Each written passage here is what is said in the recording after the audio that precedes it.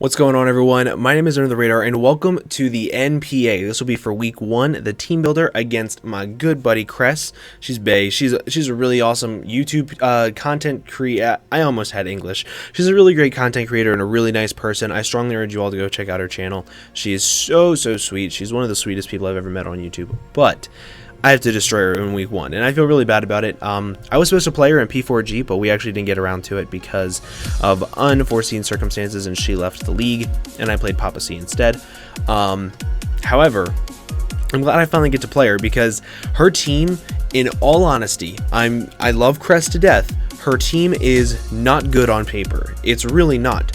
However, Kres somehow takes teams that don't seem ideal or don't seem very good and turn them into winning teams. I don't know how she does it. She is a fantastic battler, but just not the best drafter, and that's fine. We all have our strengths and weaknesses. However, I definitely think her strength is in battling, so I cannot sleep on her team. Nobody can. People can diss on her team, people can say that it's not the best, but you cannot sleep on her as a battle. She will take this team, and as a battler, she will take this team and she'll like run with it. She'll do very well with it. I know she will.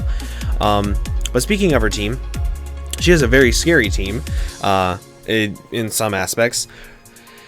I don't remember all of it off the top of my head. Here, I guess I can just do this. There we go. So she has Celesteela, Azumarill, Gengar, Salazzle, Drapion, Alolan Golem, Flygon, Hoopa, Hitmonchan, Meganium, and Audino. Now, this team, she has 3 poison types and 2 ghost types. It's kind of weird. However, it's really good for me simply because I pretty much don't have to worry about too much type coverage. The biggest threat for my team, in my opinion, is Hoopa and Gengar. Like, that's about it. If I can check those 2, then I'll be pretty good. Or just make sure I can kill them. Like, I can't really check them off defensively with my team because my best switch into them is like Persian, but even then that doesn't switch into their other stabs. Like, it switches into both of Hoopa's stabs, but it gets Focus Blast or Drain Punch. And Gengar, it actually just blows it back with like Sludge Wave. So it's very hard for me to check it defensively, so I have to check it offensively, and I have to make sure that I can hopefully deal with it later on. Salazzle is a little bit of a problem, but not too much, because I do have a Jellicent, which pretty much hard walls it unless it's like Choice Specs and Power Electric. Azumarill is not a problem at all for my team. I have a Jellicent, which can hard wall it pretty much, and Will-O-Wisp it. I have a Heliolisk, which stops it from being a belly drum set and just forces it out every single time. Flygon is a little bit of an issue, but not the biggest issue. It's the biggest issue if it's like mixed with Flamethrower. Then it kind of hurts my Skarm, but that's about it. It can't touch Musharna, and it can't really touch Lickitung all that well. But aside from that, it's pretty self-explanatory she can bring. I definitely think she has to bring Celesteela to prevent like Lucario absolutely just demolishing her entire team.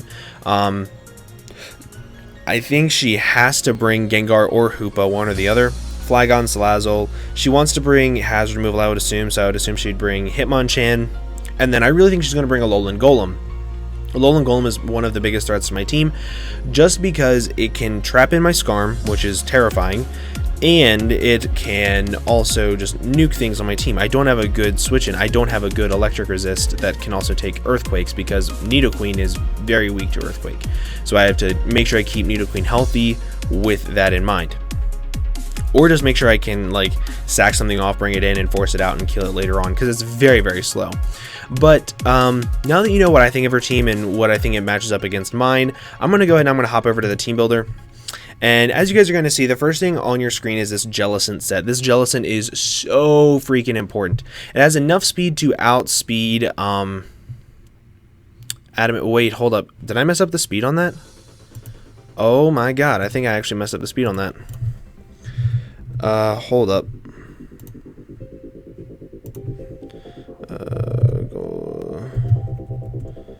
I may have messed up the speed.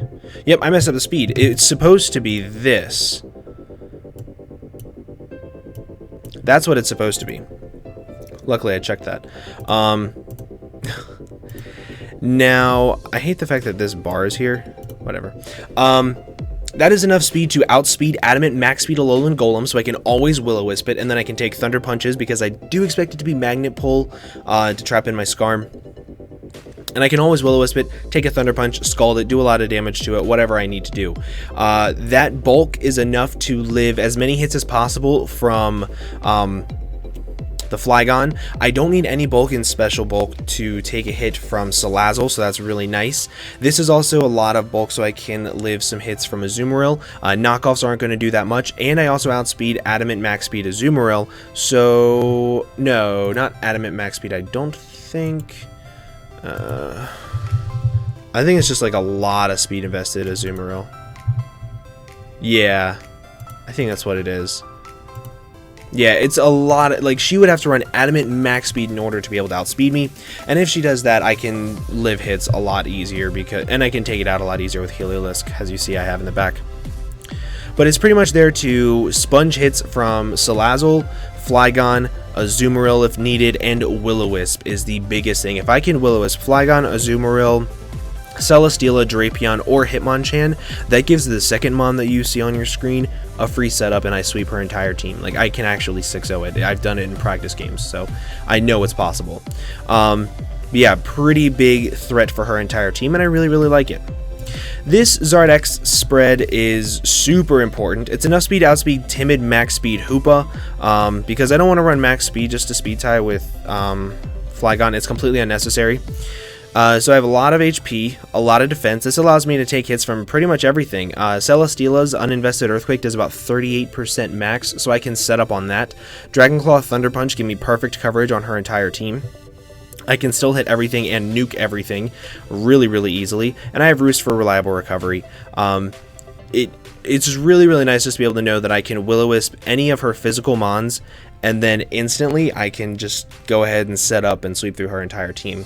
And if she wants to, like, say, give me only one Dragon Dance, nothing on her team can instantly threaten my Zardex after a +1 speed boost that I can't OHKO. Like, say I Will-O-Wisp Azu, and then I go into Zardex, take some hits, and I start to set up, and as I set up one Dragon Dance, she goes into, like, Gengar, like Scarfed Gengar. Like, that would be the only issue, is if it's Scarfed Gengar.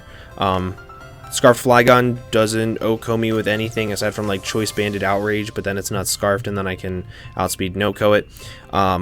Scarfed Outrage, I believe, has a chance to OHKO me, but, like, as long as I Will-O-Wisp something, I get off a Dragon Dance and I win. So this is the massive win con. It just runs through her entire team.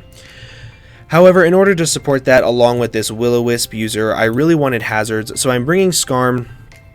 Now, I've been debating for the past 3 days whether I want to put Shed Shell or Leftovers on this thing, and I've come to the realization I need Leftovers. I absolutely 110% need Leftovers in order to get some residual recovery back. I have enough speed, again, to outspeed Adamant max speed Alolan Golem, so I can roost up on it to take the Thunder Punches a little bit better. I have enough defense investment to not be 2-hit KO'd by Jolly, I believe, Thunder Punch. Sounds about right.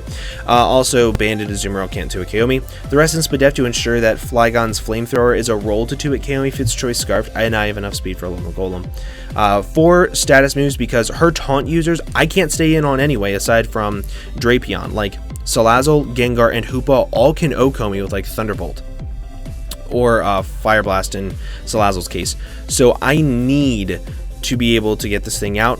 And I'm not worried about being taunted. Like, that's the big thing. And I can Whirlwind out things to get off really good hazards damage, really good hazards chip damage on things, especially the Alolan Golem. The main reason why I'm not running Shed Shell is because I do have Whirlwind. Because I know I can live any one hit, including if he's Magnet Pull, I can live any one Thunder Punch. So I can just go ahead and Whirlwind him out, and that's pretty big. So I'm not super worried about it. But yeah, that's pretty much that. I can also switch into Hitmonchan pretty well and set up some hazards on that as well. And I also have Spin. I also have a Jellicent as the spin blocker this game. I know I forgot to mention that, but it's a really good spin blocker because her only hazard removal is Defog on Flygon and Rapid Spin on Hitmonchan, and I can wall Hitmonchan pretty well with Jellicent. After Skarmory, though, I do have my Nidoqueen. This Nidoqueen set is actually really unique. I have enough speed for Jolly, max speed Azu, and something else. Golem, something else. But I have enough special attack investment to be able to 2-hit KO physically defensive Celesteela with Thunderbolt after a hit of rocks. And I have max defense. Now, this thing cannot take on her special attackers. It cannot take on Salazzle, Gengar, or Hoopa. Because of that, I don't need to worry about my SPDF stat. However, what I do want to be able to do is get really fat wishes from my Lickitung. So what I wanted to be able to get as much HP back on that wish as possible. So I threw max defense in. This allows me to take on hits a little bit better from the Flygon. I can take hits a little bit better from the Hitmonchan, from the Azumarill, Celesteela, Drapion. I can take hits from everything, and that's really nice. Shukaberry allows me to live 1 Earthquake from Flygon, and I can go ahead and kill it with an Ice Beam. So if that's what she wants to lead off with, I'm fine with that. Earth Power Oko's Alolan Golem, aside from Sturdy. Her team is very weak to Earth Power. As you can see, she has 4 things that are at least 2 times super effective against, 2 things that are quad, and then Thunderbolt Ice Beam gets really good coverage on the rest of her team. Really like this spread. I'm so glad I'm running like no HP but max defense. It really makes this thing really fat. I'm not going to prep too much for Audino. It's not coming. I'd bet my life on it. Well, no, not my life. I would bet pretty much a good paycheck on it. It doesn't do much for my team. It's free setup for Zard unless it has Thunder Wave. Even if it does have Thunder Wave, I can still set up to Kingdom Come on it. If it wants to Encore me, I'm fine with that. I'm so fat that once I'm Encore, I can set up 2-3 Dragon Dances in front of everything that is not named Gengar or Hoopa, and I can just go ahead with that, or Salazzle because of Sludge Wave. But that's I'm not going to prep for it that much. Really fat Lickitung. This one is very self-explanatory. It's my switch into Gengar and Hoopa. That's all I have.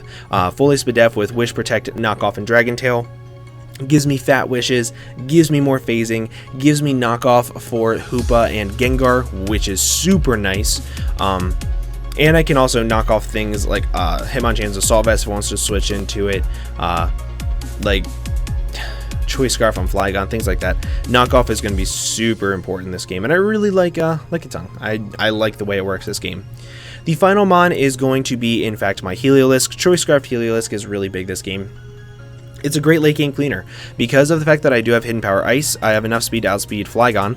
I can go ahead and I can OHKO that with Hidden Power Ice, and then once that's gone, I can pretty much spam Thunderbolt against her entire team and just pretty much force her to take a lot of damage on everything. I do have U-turn over Volt Switch, so that way Flygon can't come in on me for free and pretty much stop me from gaining momentum on her team. Now, the one thing I dislike about this set is the fact that I will be locked into one move, and she does have 2 normal immunities, 1 electric immunity, and then a really fat thing in Celesteela, so that's the one thing I dislike about this set, but it's there to mainly gain me momentum to try to get into my Jellicent so I can Will-O-Wisp something and hopefully win. But that is pretty much the team that I'm going to be bringing for week 1 of the NPA. I hope you guys did enjoy. If you did, make sure to leave a like down below. Also, make sure you go over to Kres's channel, give her a subscribe for me, let her know that I sent you, and I hope to see you all in the battle that will be going up this coming Saturday. But I'm going to go ahead and get out of here. I hope you guys have an absolutely fantastic day, and I'll see you all in the next video. Bye-bye.